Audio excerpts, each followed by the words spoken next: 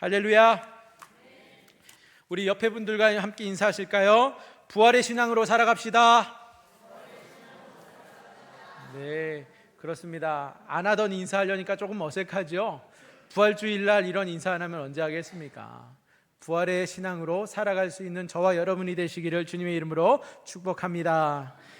오늘 함께 고린도전서 15장 말씀을 나누는데 이 고린도전서 15장 말씀은요, 우리가 잘 알고 있는 부활장으로 알려진 말씀입니다. 부활에 대해서 사도 바울이 굉장히 세밀하게 그리고 자세하게 고린도 교회 성도들을 다시 믿음으로 설 수 있게 하기 위하여서 권면하며 가르치는 말씀이 담겨 있습니다. 고린도 교회는요, 정말 많은 은사가 있었던 교회입니다. 고린도 교회는 정말 하나님께로부터 받은 복이 많았던 교회예요. 성도들도 많았고 또 많은 은사를 누렸던 교회입니다. 풍성함 가운데 거하던 교회예요. 그런데 그만큼 교회에는요, 고린도 교회에는 많은 문제들이 있었어요. 여러 가지 문제들이 있었던 상황 속에 사도 바울이 고린도 교회 성도들을 향하여 그들의 목자로서 그들을 바른 신앙으로 세우기 위하여서 바른 가르침들을 편지를 통하여 남겼는데, 많은 일들이 있었지만 그 중에 가장 중요하고 핵심되는 문제를 하나 짚고 넘어가야 한다면 바로 오늘 사도 바울이 15장에서 다루고 있는 부활의 문제였습니다. 그도 그럴 것이, 고린도 교회 성도들 가운데 일부는요, 부활을 믿지 않았던 성도들이 있었고, 또 교회의 전체 분위기 속에서는 그 부활을 믿지 않는 성도들을 그냥 당연하게 여겼던 성도들이 있었다라는 겁니다. 그렇기 때문에 이 부활의 문제를 그냥 간과할 수 없는 일이었기 때문에, 부활을 믿지 않는 성도들이 있다, 이거는 기독교에 있어서 있을 수 없는 일이기 때문에 사도 바울은 이 일을 정말 정확하게 또 상세하게 고린도전서 15장을 통하여서 가르치고 있는데, 부활신앙은요, 예수님의 그 십자가와 함께, 그 대속의 십자가와 함께 기독교라고 하는 이 집을 이루는 두 기둥과 같습니다. 그렇기 때문에 부활을 믿지 않는다, 이것은 다른 말로 하면 예수 그리스도의 십자가를 믿지 않는 것과 같은 것이고요, 그리고 기독교인이라고 말할 수 없는 것입니다. 기독교의 근간이 무너져 버리는 것입니다. 고린도 교회에는 이 부활의 문제를 가지고 심각하지 않게 생각하는 이들이 있었고, 예수 그리스도의 부활마저 그들이 인정하지 않는 이들이 있었기 때문에 사도 바울이 이 문제를 짚고 넘어가는 겁니다. 예수 그리스도의 십자가가 바로 대속의 죽음이 없다면, 기독교에서 십자가를 뺀다면 기독교일 수가 없겠죠. 그런데 부활을 믿지 않는 기독교는 역시 기독교일 수가 없는 것입니다. 십자가를 믿는다면 3일 만에 부활하신 예수 그리스도를 믿는 것이고, 예수 그리스도의 부활을 믿는 것이야말로 기독교의 가장 핵심적인 근본이 되기 때문에 그렇습니다. 몸의 부활을 믿지 못한다, 이것은 다른 말로 하면은요, 예수 그리스도께서도 부활하셨다라는 것을 부인하는 것이 되는 겁니다. 몸의 부활을 믿지 않는데 어떻게 예수 그리스도께서 부활하셨다는 것을 인정할 수 있겠습니까? 그리고 예수 그리스도의 부활을 부정한다는 것은 곧 예수 그리스도의 대속의 죽음마저도 다 의미 없는 것으로 만드는 것입니다. 몸의 부활을 믿는 것이 주님의 부활을 믿는 것이고, 주님의 부활을 우리가 믿는 것이야말로 예수 그리스도의 대속의 십자가를 믿는 것이다라는 거죠. 그래서 사도 바울은 이 고린도 교회에 있었던 수많은 문제들 가운데 부활에 관한 것에 있어서는 결코 양보할 수 없었던 것입니다. 사도 바울이 이 고린도전서 15장을 통해서 할애하고 있는 내용들을 보면은요, 저희가 시간상 앞에 부분은 함께 읽지 못하였어요.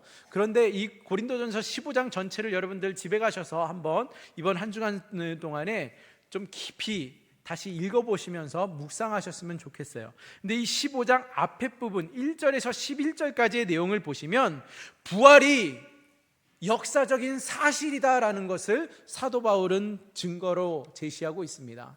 예를 들어서 성경에서 말하는 것과 같이 예수님께서는 사흘 만에 다시 부활하셨는데 그 부활하신 예수님을 누가 보았느냐? 증인이 있는데 누가 누구냐? 게바라고 불리는 베드로가 예수님의 부활하신 모습을 보았고, 동시에 12 제자들에게 보이셨고, 또 500명이 넘는 사람들에게 예수님께서는 나타나셨다라는 것을 사도 바울이 언급합니다.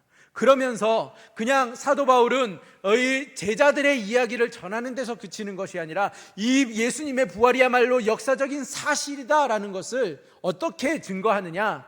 자신도 예수님을 보았다. 부활하신 예수님을 나는 만났다라는 것을 그가 말합니다. 언제 보았죠? 다메섹 도상에서 사도 바울은 예수님을 만났습니다. 그 예수님을, 그 부활하신 예수님을 나도 보았노라 증언하고 있습니다. 그렇기 때문에 정말 만삭이 되기도 전에 태어난 아이 같은 사도 바울에게도, 그렇게 예수님을 핍박하고 다니던 사도 바울에게도 예수님께서 나를 찾아와 주셨고 만나 주셨다라는 그 고백으로 예수님의 부활을 증거하고 있는데, 그는 이렇게 고백합니다. 내가 나된 것은 하나님의 은혜로 되었다. 내가 나의 나된 것은 하나님의 은혜다라고 사도 바울이 고백하고 있어요. 그럴 수밖에 없는 고백. 이유는 예수님을 핍박하던 사도 바울 아닙니까? 사울이라고 하던 이름으로 살았던 바울이 예수님을 다메섹 도상에서 만나기 전까지는 그렇게 하나님의 뜻을 거스르는 삶을 살았던 자신이 예수님, 부활하신 예수님을 만남으로써 내가 바울로 살아가게 되었다, 하나님의 사도로 살아가게 되었다라는 것을 증거하고 있는 것입니다.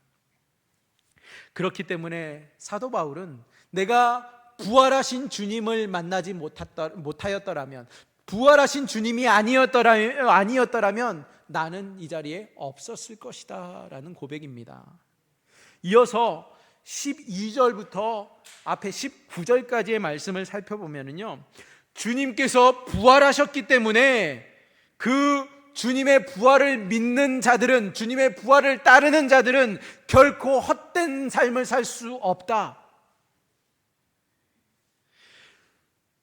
예수님의 부활이 없다고 한다면 예수님을 믿는 사람들이 이 세상에서 가장 불쌍한 사람일진데, 예수님께서 부활하셨기 때문에 우리의 삶은 세상 사람들의 눈에는 가장 불쌍한 사람처럼 보일지 모르지만 우리는 결코 불쌍한 사람이 아니다라는 것을 확증하고 있는 것입니다.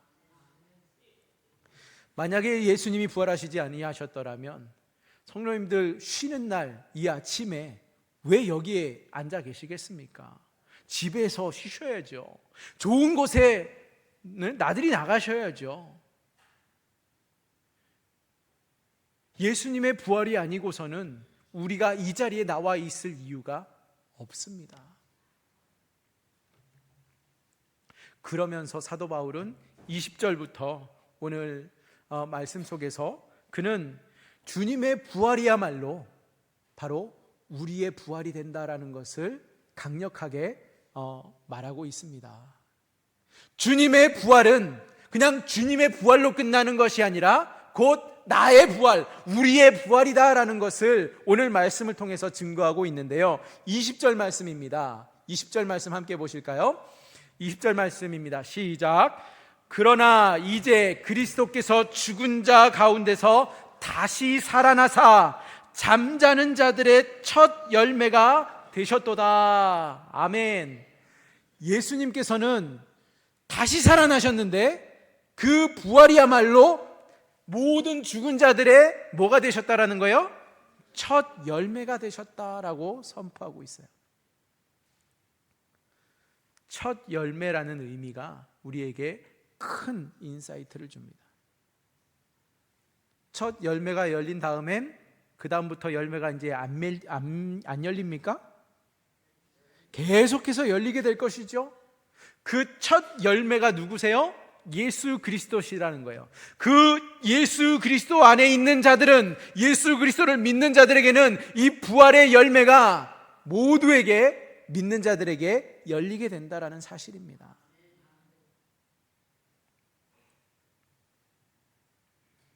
여기에서 사도 바울이 첫 열매라는 단어를 사용하고 있는데, 지금 우리에게 있어서는 그냥 나무의 열매만 이렇게 머리에 깊이 인식이 되겠지만, 이때 당시 이 이스라엘 사람들에게, 유대인들에게 있어서는요, 이 첫 열매라는 단어가 또 다른 의미로 그들에게는 다가왔습니다. 그것은 그들에게 굉장히 익숙한 초실절과 연결해서 이해할 수 있었다라는 거예요. 초실절이 그럼 무엇이냐?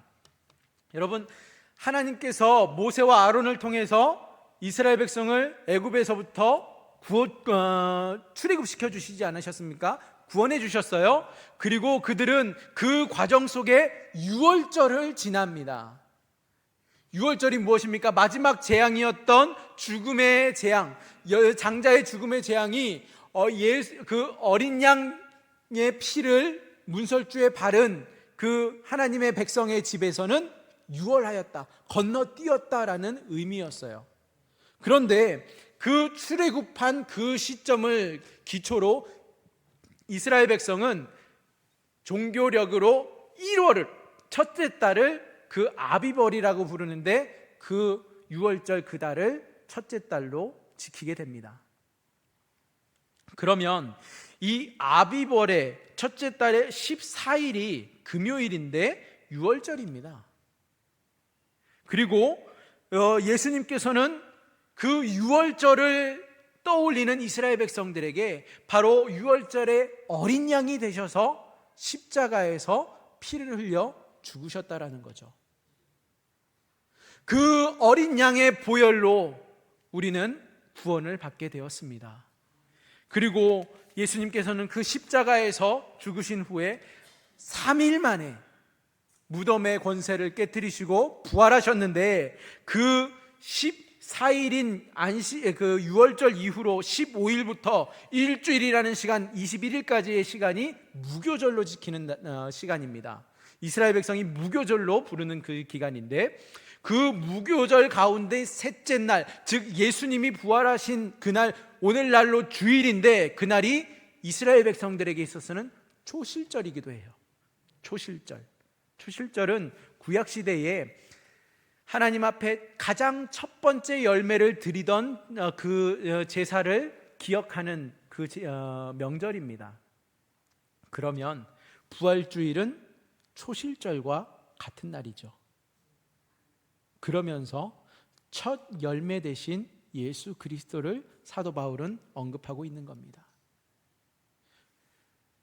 부활의 첫 열매가 되시는 예수 그리스도, 잠자는 자들의 첫 열매가 되었다라고 사도 바울이 말하면서, 그 첫 열매로 하나님께 드려진 그 이스라엘이, 바로 예수 그리스도가 첫 열매로 이스라엘 백성들은 하나님께 드릴 때에, 그 나중에 얻는 모든 소산은 하나님께 헌물로 드리지 않았지만 첫 열매를 하나님께 드림으로써 나머지도 다 하나님의 것입니다, 그들이 신앙으로 고백했던 것과 똑같이 지금 우리의 모든 것은 하나님께로부터 왔고 다 하나님의 것입니다, 신앙으로 고백했던 것과 같이, 지금 예수 그리스도께서 잠자는 자들의 첫 열매가 되심으로써 나머지 뒤를 이으는 모든 이들도 똑같이 동일하게 부활할 것입니다라는 신앙을 갖게 하셨다라는 겁니다. 예수 그리스도께서 죽은 자 가운데 살아나셔서 그 사람들의 첫 열매가 되셨다라는 것은, 예수를 구주로 받아들이는 모든 믿는 자들은 마지막 때에 다 부활하게 될 것이고, 부활의 열매가 됨으로써 하나님 앞에 설 것을 믿음으로 고백하게 하셨다라는 거죠. 여러분, 부활의 신앙으로 살아갈 수 있기를 축복합니다. 부활의 신앙은 예수 그리스도의 부활을 기억하고 고백하는 것입니다. 21절에 사도 바울은 이어서 이렇게 말합니다. 사망이 한 사람으로 말미암았으니 죽은 자의 부활도 한 사람으로 말미암는도다. 사망이 한 사람으로 말미암았다. 그러나 죽은 자의 부활 역시 한 사람으로 말미암는다. 이게 무슨 말입니까? 사람이라는 말을요, 히브리어에서는 아담이라는 단어를 쓰고 있어요. 이 아담은 사람을 가리키는, 휴먼 비잉을 가리키는 그러한 보통 명사로 사용되기도 하고, 또 아담, 구체적인 한 사람을 가리키는 그러한 고유 명사로 사용되기도 합니다. 그런데 지금 한 사람으로, 아담으로 인해서 우리 모두가 영원히 죽게 되었는데, 두 번째 아담이신 예수 그리스도로 인해서 부활하게 되고 영원히 살게 되었다라는 것을 사도 바울이 어필하고 있는 거예요. 그래서 22절에서 사도 바울이 이렇게 말합니다. 아담 안에서 모든 사람이 죽은 것 같이 그리스도 안에서 모든 사람이 무엇을요? 삶을 얻으리라. 아멘. 아담 안에서 모든 사람이 죽었지만 그리스도 안에서 모든 사람이 삶을 얻게 된다. 여러분, 여기에서 핵심 단어를 꼽으라고 하면은요, 안에서예요. 아담 안에서, 그리스도 안에서. 아담 안에서는 다 죽었지만 그리스도 안에서는 산다. 이것이 오늘 이 말씀의 핵심입니다. 아담 안에서 모든 사람이 죽을 수밖에 없었던 이유, 아담의 피를 이어받았기 때문이죠. 죄의 삭은 사망이라고 하지 않았습니까? 그래서 죽을 수밖에 없었어요. 아담의 죄로 모든 사람에게 죽음이 찾아왔습니다. 반면에 우리는 그리스도 안에서, 그리스도 안에 머물 때에 예수 그리스도와 영적으로 연합이 이루어지는 겁니다. 그리스도와 하나가 되는 거예요. 그랬을 때에 우리는 삶을, 생명을 얻게 된다라는 사실입니다. 그래서 그리스도의 보혈을 통해서 우리는 모두 영원한 생명을 얻게 되었습니다. 여러분, 창세기 5장에는 족보 하나가 나와요. 족보를 보시면 그 아담의 족보가 나오는데, 아담에서 노아에 이르기까지, 노아의 바로 아버지 람에게 이르기까지 총 9명의 그 구대가 등장하고 있는데, 그들 중에 물론 죽음을 맛보지 않았던 에녹이 있습니다만, 그 사람들의 이름을 쭉 나열할 때에요, 그들이 몇 세까지 살았다라는 이제 본문을 보게 되면서, 야, 사람이 그들의 평균 나이를 보면 몇 살인 줄 아세요? 900이에요, 900. 평균 나이가 900세예요. 요즘 뭐 100세 인생하는데 근처에도 못 가죠. 근데 이 900세까지 사람이 살 수 있나 하는 생각을 가지고 읽으실지 모르겠는데, 중요한 거는요, 이 창세기 5장에 나오는 그 족보 속에는요, 그들이 얼마나 오래 살았느냐가 초점이 아니에요. 그게 메인 내용이 아니에요. 거기에는 그들이 다 죽었고 몇 세를 살다 죽었다. 그렇다 죽었다. 900세를 살다 죽었다. 근데 다 얼마나 오래 살았느냐 문제가 아니라 죽었다라는 거예요. 그런데 마태복음 1장에 가면 또 다른 족보가 나오죠. 마태복음 1장에 보시면 이 창세기 5장은 죽음의 족보라고 한다면, 마태복음 1장에는요 다 낳았다, 누구를 낳았다, 누가 누구를 낳았다라는 말이 있지 죽었다라는 말이 없어요. 생명의 족보입니다. 무슨 말이에요? 누구든지 그리스도 안에 있으면, 그리스도의 피를 통하기만 하면, 그 마태복음 1장에 나오는 정말 형편없는 사람들이 있어요. 예수님의 족보에 이 사람이 나와도 돼? 하는 정도의 사람들이 있어요. 유다 같은 사람도 있습니다. 유다는 그의 며느리와 그 대를 이어서 아들을 낳게 된 것 아닙니까? 또 그뿐만입니까? 다말 같은 여인도 있죠. 또 기생이었던 라합도 예수님의 족보에 나와요. 그런데 과연 예수님의 족보에 이 사람들이 적합한가 싶을 정도의 사람들이지만, 중요한 거는요, 오늘 말씀 22절에서 말씀하고 있는 것처럼 모든 사람이 그리스도 안에 있을 때에 모든 사람이 삶을 얻으리라 했어요. 이 유다와 같은, 다말과 라합과 같은 사람도 그리스도 안에 있을 때에 생명을 얻는다. 그것을 마태복음은 우리에게 가르치고 있습니다. 아니, 유다라고 볼 것도 없어요. 저희는 뭐 크게 다릅니까? 저희는 뭐 당당하게 이 족보의 이름을 기재할 수 있겠어요? 우리 같은 사람도 하나님께서 구원해 주셨다면 그리스도 안에 머물 때에 누구든지 그리스도와의 은혜를 힘입어, 보혈 힘입어 생명을 얻게 된다라는 사실입니다. 그러면서 23절 24절에 사도 바울은 이렇게 말합니다. 그러나 각각 자기 차례대로 되리니 먼저는 첫 열매인 그리스도요, 다음에는 그가 강림하실 때에 그리스도에게 속한 자요, 그 후에는 마지막이니 그가 모든 통치와 모든 권세와 능력을 멸하시고 나라를 아버지 하나님께 바칠 때라. 23절에서 언급하고 있는 강림은요, 본래 황제의 행차를 뜻하는 단어이기도 합니다. 예수님께서 초림하셨을 때, 먼저 이 땅에 오셨을 때는 어디에 오셨어요? 어디로 찾아오셨어요? 베들레헴 말 구유에 누이셔서 찾아오시지 않으셨어요? 심지어 십자가를 앞두고 예루살렘을 입성하실 때에도 백마를 타고 들어가시지 아니하시고 나귀를 타고 들어가셨던 예수님이세요.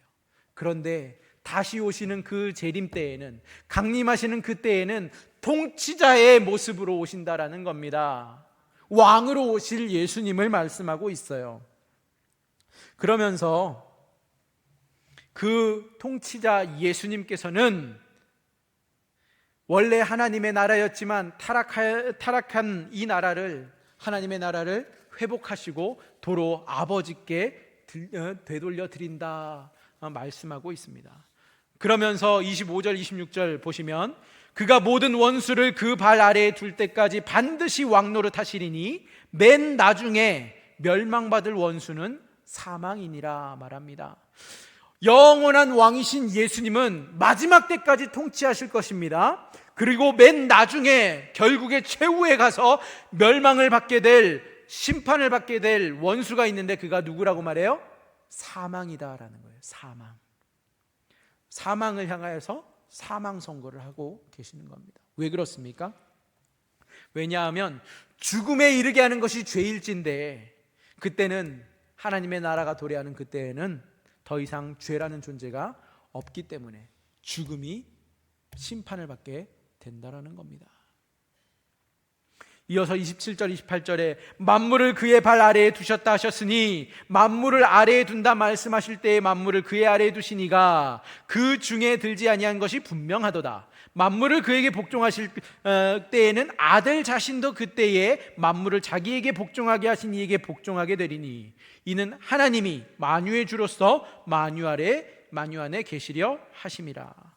만물을 예수님의 발 아래 두시지만 하나님은 그 발 아래에 있지 않다.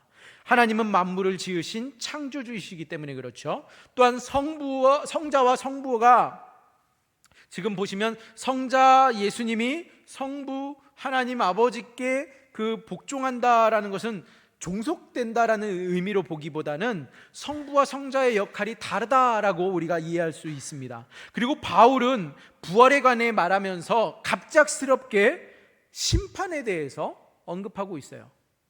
부활에 대해서 이야기하다가 심판을 말합니다. 그것은 바로 부활을 믿지 않는 것은 예수 그리스도 안에서 만물을 회복시키시는 그 하나님의 주권을 믿지 않는 것과 같기 때문에 그래요.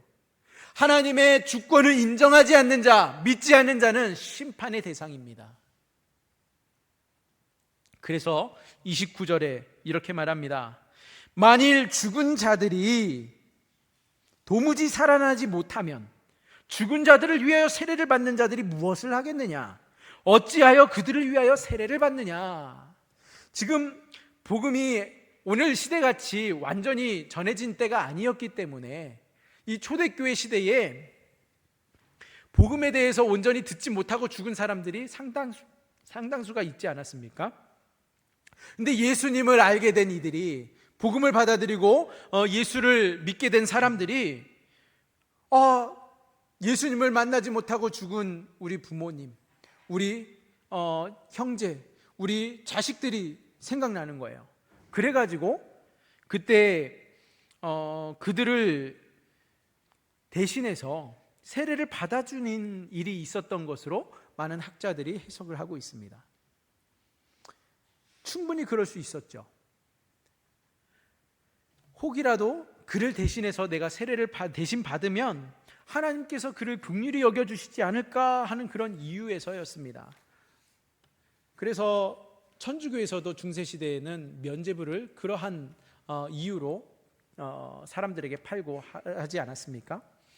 이러한 일들이 지금으로서는 받아들일 수 없는 일이잖아요. 도무지 그게 말이 되느냐 라고 우리가 여기지만, 바울은 지금 이때 당시 그 시대에 그 심지어 고린도 교회 성도들 안에도 있었던 이 관습을 뭐 옳다 그르다 판단하지 아니하고 도리어 이것을 부활을 증거하는 그러한 목적으로 언급하고 있다라는 거죠. 아니, 너희 중에 부활을 믿지 않는 이들이 있다고 하는데, 부활을 믿지 않는 너희들 가운데 죽은 자를 위해서 세례까지 받는 사람들이 있는데, 부활을 믿지 않는다면 그 세례는 무슨 이유냐? 부활을 믿지 않는 너희가 세례를 받는 것이 무슨 의미가 있겠느냐? 무슨 효력이 있겠느냐라고 그들에게 반문하고 있는 것입니다. 다른 말로 하면 부활은 절대적인 사실이다라는 것을 사도 바울이 이렇게 강하게 어필하고 있는 거예요. 강하게 선포하고 있는 것입니다. 이어서 30절에 사도 바울이 또 한 가지 이유를 제시합니다. 또 어찌하여 우리가 언제나 위험을 무릅쓰리요? 그렇죠? 바울은 주님께서 부활하지 아니하셨다면, 부활이 없다고 한다면 우리는 누구나 다 편안한 삶을 살면 될 것이지 괜히 위험을 무릅쓰고 고난의 길을 필요가 무엇이 있겠느냐라는 겁니다. 사도 바울이라고 하면 고난을 그 누구보다 많이 경험한 사람 아니겠습니까?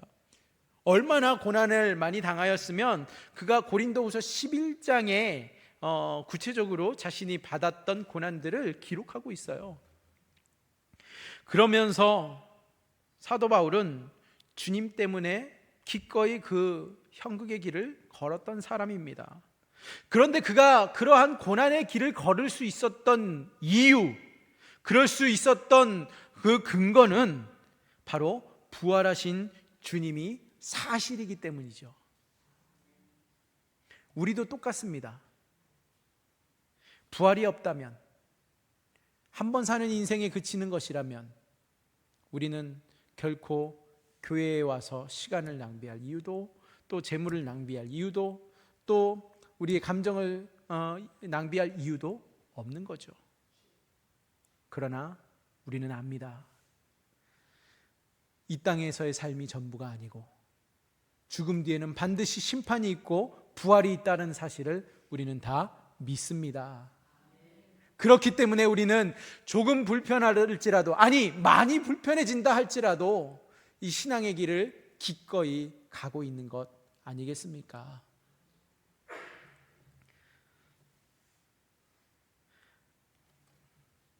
사도 바울이 31절에 가서 이렇게 선포합니다. 형제들아, 내가 그리스도 예수 우리 주 안에서 가진 바 너희에 대한 나의 자랑을 두고 단언하노니 나는 날마다 죽노라. 나는 날마다 죽노라 선포합니다. 새 번역 성경에는요 이렇게 말해요. 형제자매 여러분, 나는 감히 단언합니다. 나는 날마다 죽습니다. 이것은 우리 주 예수 그리스도께서 여러분에게 하신 그 일로 내가 여러분을 자랑스럽게 여기는 것만큼이나 확실한 것입니다. 확실한 것이다 라는 것을 사도 바울은 강하게 말하고 있어요. 바울은 자신이 날마다 죽지만 그것을 자랑거리로 삼는다라고 말하고 있어요. 자신이 죽는 것은 오히려 사는 것이기 때문에 이 역설을 그는 선포하고 있는 것입니다. 나는 죽는지 모르지만 내 안에 계시는 그리스도가 사는 것이기 때문에 나는 날마다 죽노라, 나는 이 길을 택하노라 라고 말하는 겁니다. 그러면서 32절, 내가 사람의 방법으로 에베소에서 맹수와 더불어 싸웠다면 내게 무슨 유익이 있으리요? 죽은 자가 다시 살아나지 못한다면 내일 죽을 터이니 먹고 마시자 하리라. 그렇습니다. 정말 오늘의 삶이 전부라고 한다면, 이 땅에서의 삶이 전부라고 한다면 그냥 내 마음 내키는 대로 사는 것이 지혜로운 삶일 것이에요. 그러나 그것은 우리에게 아무런 의미가 없다. 우리가 이 땅에서 복음을 듣고 신앙을 지키기 위해 겪어야 하는 모든 고난은 내가 잘못해서 겪는 고난이면 아무 소용 없습니다. 그런데 신앙 때문에, 예수 그리스도 때문에 겪는 고난이라면 우리는 기꺼이 감당해야 할 의로운 길을 걷는 고난이라는 사실을 우리가 기억하면서 부활의 신앙으로 오늘도 이 땅에서의 삶을 한 발 우리가 한 걸음 한 걸음 내딛고 나아갈 수 있기를 축원드립니다. 마지막으로 33절과 34절에 사도 바울이 이렇게 말하죠. 속지 말라. 속지 말라. 악한 동무들은 선한 행실을 더럽히나니 깨어 의를 행하고 죄를 짓지 말라. 하나님을 알지 못하는 자가 있기로 내가 너희를 부끄럽게 하기 위하여 말하노라. 지금 부활을 인정하지 않는 자들은 사도 바울이 뭐라고 말하고 있습니까? 하나님을 알지 못하는 자다. 부활을 믿지 않는다라는 것은 하나님을 제대로 알지 못하는 겁니다. 그리고 우리 주변에 악한 동무들이 있다 말하고 있어요. 그들은 누구입니까? 인생이 이 세상뿐이다라고 생각하는 사람들이에요. 인생이 이 세상뿐이다 생각하는 사람은 악한 친구일 수밖에 없는 겁니다. 이 세상이 전부라고 생각하기 때문에 그들은 절대 부활을 목적으로 삼거나 영원한 가치를 존중하는 삶을 살 리가 없기 때문입니다. 그런 사람에게 속지 말라고 말하는 거예요. 그런 거짓말에 넘어지지 말라는 겁니다. 바울이 이런 말을 하는 것은 고린도 교회 사람들을 부끄럽게 하기 위해서라고 말하고 있어요. 그런데 여러분, 사도 바울이 앞에 여러 가지 고린도 교회 내의 문제들을 지적할 때에는요, 그가 친히 썼어요. 내가 너희를 부끄럽게 하려고 쓰는 것이 아니다 라고 말한 바 있어요. 그런데 이 15장에 와서는 사도 바울이 내가 너희를 부끄럽게 하기 위하여 쓴다라고 말하고 있습니다. 그만큼 이 부활의 문제에 있어서만큼은 사도 바울이 꼭 짚고 넘어가고 그들에게 이것을 바로잡게 하기 위하여서 쓰고 있다는 것을 밝히고 있죠. 말씀을 맺습니다. 우리에게는 모두 하나님께서 정하신 때가 있습니다. 그때가 언제인지는 모르지만 그때가 되면 우리는 이 땅에서 이제 우리의 인생을 마감해야 할 것입니다. 그 과정 속에 우리에게는 크고 작은 어려움들이 있다 할지라도 우리가 그 말씀을 붙들고 그 말씀 바라보면서 순종하면서 살아갈 때에, 영과 진리로 하나님을 예배하며 살아갈 때에 우리는 반드시 예수님의 그 부활 소망 가운데 거하며 살아갈 수 있습니다. 그 부활 소망과 부활 신앙이 우리로 하여금 하나님의 자녀답게 하나님의 제자로 살아가게 하는 그러한 원동력이 될 수 있기를 주님의 이름으로 축원드립니다. 하나님 아버지 감사합니다. 주님께서 친히 십자가에서 우리의 죄를 대속하여 주시고 죽은 자 가운데서 다시 살아나셔서 잠자는 자들의 첫 열매가 되어 주심으로 우리에게 부활의 소망이 되어 주신 것을 감사합니다.